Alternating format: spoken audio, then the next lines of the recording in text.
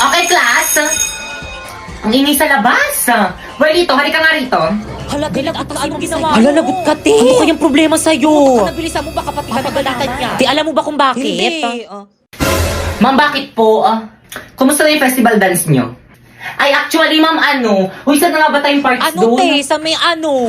Wala pa kami nasisimulan. Bakit wala pa? Yung ibang section pa tapos, no? Kayo wala pa? Kayong lahat. Wala talaga kayong pakialam sa mga activity ng school natin, ha? Well, dito lumapit ka sa akin, may ibubulong ako sa'yo.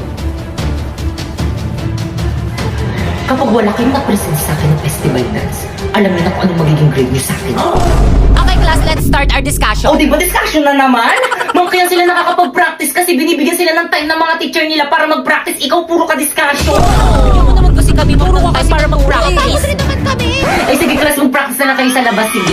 Let's go, guys. Bye po, ma'am. Thank you, ma'am. Bye, ma'am. Bye po.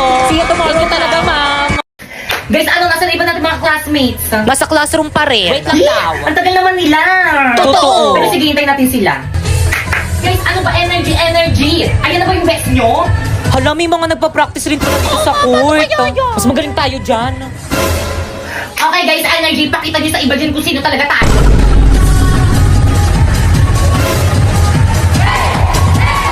Te, ang galing nila. Mas makasabay tayo sa kanila. Tingnan natin kung sino pinakamagaling. Nasa na ba yung speaker natin? Walang nakapagdala. Ano?